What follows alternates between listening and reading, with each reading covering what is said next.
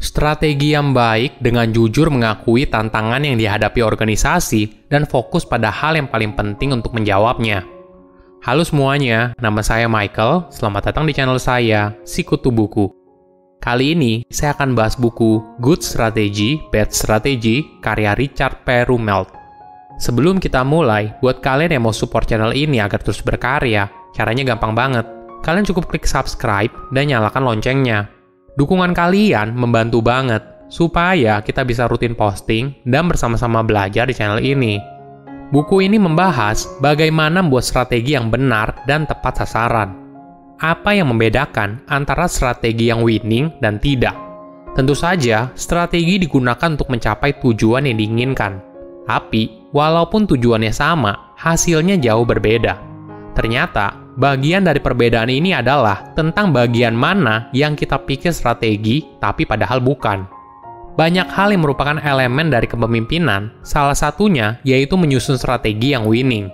Ini bukan hal yang mudah. Banyak orang salah kaprah soal strategi. Ada yang menganggap strategi seperti tujuan, atau bahkan sebuah kalimat slogan motivasi dan sebagainya. Saya merangkumnya menjadi 3 hal penting dari buku ini. Pertama, apa itu strategi yang baik? Visi atau tujuan hanyalah ide yang berdiri sendiri. Namun, strategi adalah sekumpulan ide berbeda yang mencakup rencana untuk mencapai tujuan tersebut. Seringkali tujuan atau visi bisa menjadi titik awal yang sangat bagus untuk sebuah strategi. Namun, strategi itu sendiri harus mencakup informasi yang tepat tentang bagaimana tujuan tersebut akan dicapai.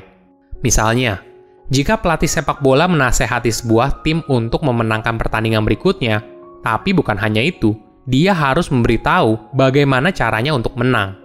Dengan kata lain, dia harus memberikan rencana tindakan atau strategi. Bukan hanya tujuan yang sering disalahartikan sebagai strategi, slogan motivasi dan kata kunci terkadang dianggap sebagai strategi juga. Perlu diingat, strategi yang baik hampir selalu terlihat sederhana, jelas, dan tidak membutuhkan setumpuk slide PowerPoint yang tebal untuk dijelaskan. Ada sebuah kisah yang menarik. Sebuah perusahaan grafis menghubungi Richard untuk membantu mereka menyusun strategi perusahaan. Pada saat meeting, CEO-nya bilang kalau dia punya rencana 2020 yang akan digunakan sebagai fundamental strategi perusahaannya.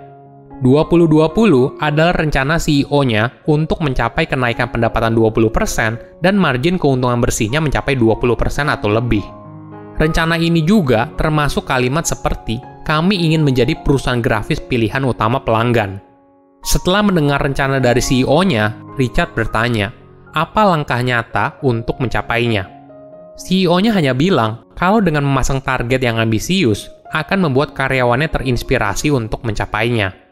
Ini seringkali terjadi di dunia nyata. Banyak rencana besar, tapi tidak punya strategi yang jelas untuk mencapainya. Hasilnya, rencana hanya tinggal rencana dan tidak realistis. Strategi yang baik umumnya terdiri dari 3 bagian: diagnosis, guiding policy, dan coherent action. Diagnosis merupakan tantangan yang dihadapi oleh bisnis. Apa yang menahan kamu untuk mencapai sebuah tujuan?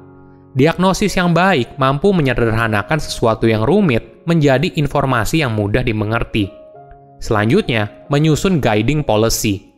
Ini adalah kebijakan panduan yang berisi pendekatan keseluruhan yang dipilih untuk mengatasi hambatan yang diidentifikasikan dalam diagnosis.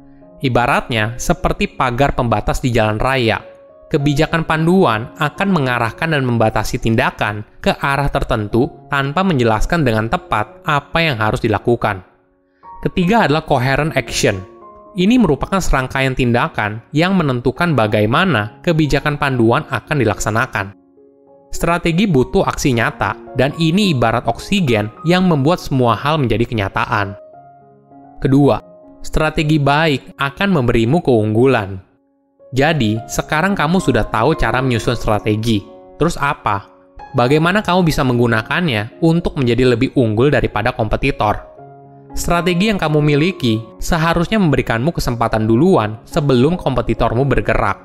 Ini adalah bentuk dari antisipasi, artinya kamu dapat menyadari adanya peluang dan berusaha memanfaatkannya.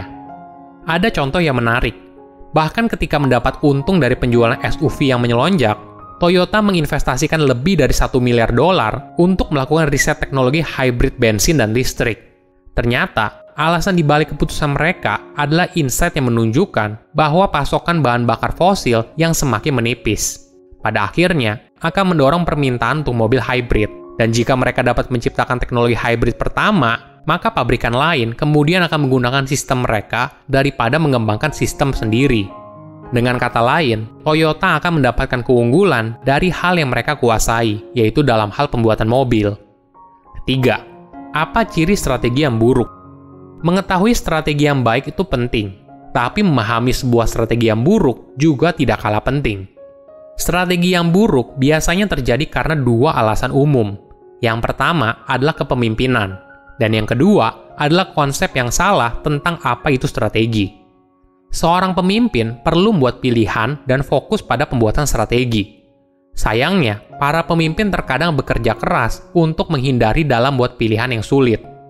Kenyataannya, tidak membuat pilihan strategis bisa lebih berbahaya di kemudian hari. Ada 4 ciri dari strategi yang buruk. Pertama, fluff. Ini adalah sebuah strategi yang ditulis dengan penyamaran omong kosong sebagai sebuah konsep strategis dan merupakan contoh strategi buruk yang klasik.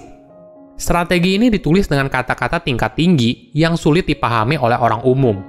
Kedua, kegagalan dalam menghadapi tantangan. Banyak strategi gagal dalam mendefinisikan tantangan yang dihadapi oleh perusahaan. Banyak orang mungkin bisa menuliskan banyak solusi tanpa memahami terlebih dahulu masalah atau tantangan yang harus diselesaikan. Ketiga, berpikir tujuan adalah strategi.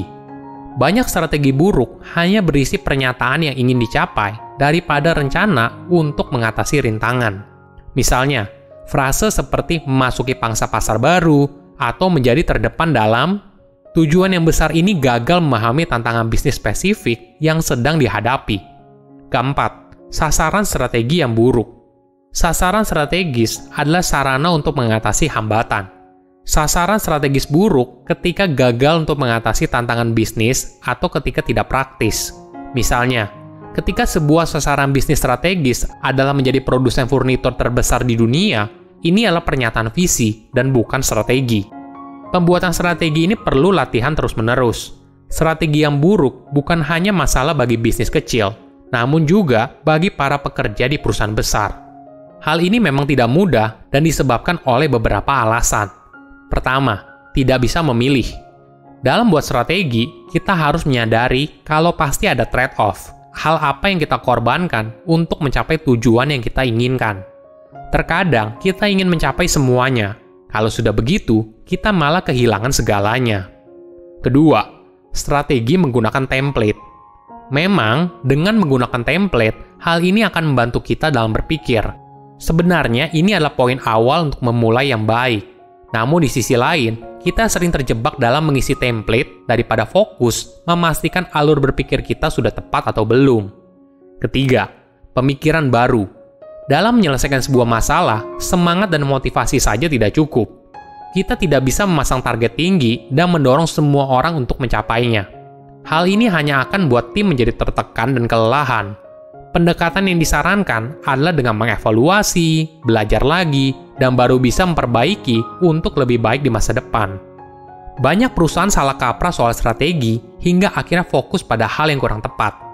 Strategi yang tepat akan membantu organisasi menjawab tantangan yang dihadapi. Silakan komen di kolom komentar pelajaran apa yang kalian dapat ketika baca buku ini. Selain itu, komen juga mau buku apa lagi yang saya review di video berikutnya. Saya undur diri, jangan lupa subscribe channel YouTube Sikutu Buku. Bye-bye.